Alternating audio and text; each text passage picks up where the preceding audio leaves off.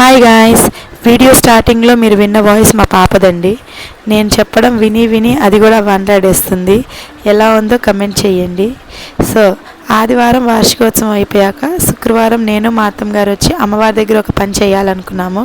కానీ కొన్ని అనివార్య కారణాల వల్ల ఆ రోజు రాలేకపోయాము. ఏం జరిగిందో షార్ట్స్లో చెప్పాను చూడండి. సో అలా కాదు అని చెప్పి ఆదివారం నేను మావయ్య గారు అత్తమ్మ గారు ముగ్గురం బయలుదేరి వచ్చాము. సో మేము తూబాడు వచ్చాము అంటే కంపల్సరీగా మా అమ్మవారికి అభిషేకాలు చేసుకుంటాం. ఎందుకంటే ఏ గుడికి వెళ్ళినా దర్శనం చేసుకొని వచ్చే వరకే జరిగిద్ది. కానీ ఈ అమ్మవారు మాకు చేతులతో స్వయంగా అభిషేకం చేసుకునే అవకాశం ఇస్తున్నారు కాబట్టి ఆ అవకాశాన్ని మేము మిస్ అవ్వదలుచుకోలేదు. సో వెళ్ళిన ప్రతిసారి కంపల్సరీగా పసుపు, కుంకుమ, గంధం, పన్నీరు, అలానే ఆవు పాలు, ఆవు పెరుగు, తేనె, పంచదార, నెయ్యి, పంచామృతాలతో అభిషేకాలు చేసుకుంటాము. అలానే మేము వెళ్ళేటప్పుడు పొంగలి, పులిహోర, దద్దోజనం ఇలాంటి నైవేద్యాలు కూడా వండుకొని వెళ్తాము. సో అవన్నీ అక్కడ అమ్మవారికి అభిషేకాలు చేసుకొని అలంకారం చేశాక నైవేద్యం పెట్టి ఆ నైవేద్యాలే అక్కడ తినేసి మేము రిటర్న్ వస్తాము. సో మీరు ఎప్పుడైనా అమ్మవారు ఒంటి మీదకి రావడం చూసారా? లేదు అంటే ఇప్పుడు వీడియో పెడతాను చూడండి.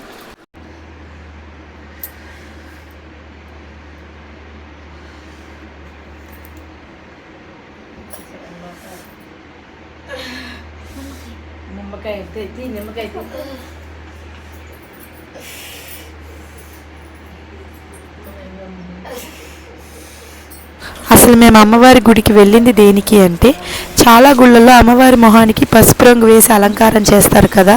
సో మేము అలానే చేద్దాము అని వెళ్ళాము. కానీ అక్కడికి వెళ్ళాక శుక్రవారం రాలేకపోయామే, దేనికి ఆపారా అమ్మవారు అని ఒక చిన్న క్వశ్చన్ మార్క్ ఉంది. సో అందుకు అలా అమ్మాయికి అమ్మవారు వస్తుంది అని తెలిసి అమ్మాయిని అడిగితే అమ్మవారు మాకు ఆదేశించారు. అసలు అమ్మవారు ఎవరు అంటే, మేము గుంటూరులో ఉంటాము, ఆ గుడి ఏమో తూబాడులో ఉంది. సో రోజు వెళ్ళి మేమైతే సేవ చేసుకోలేము కాబట్టి ఆవిడ ఆ గుడి అక్కడ ఉండి అమ్మవారికి సేవ చేస్తుంది. సో అందుకు ఆమె మీదకి అలా వచ్చి ఏం ఆజ్ఞాపించారు అంటే, నువ్వు నేను అందరినీ బాగా చూసేలాగా చెయ్యగలను అని అనుకుంటే చెయ్యి, లేదంటే వద్దు అన్నారు.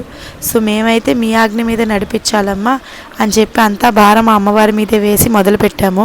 మా మావయ్య గారు మొత్తం నీట్గా అమ్మవారి విగ్రహాన్ని గుడ్డతో తుడిచేసి పెయింట్ వేశారు. ఆ తర్వాత మైనంతో అమ్మవారికి కళ్ళు, బొట్టు, చెవులు అంటించారు. అలానే ముక్కెరు కూడా అంటించారు. ఆ తర్వాత నెయిల్ పాలిష్ తీసుకెళ్ళాము. ఆ నెయిల్ పాలిష్తో అమ్మవారికి పెదాలు గీశారు.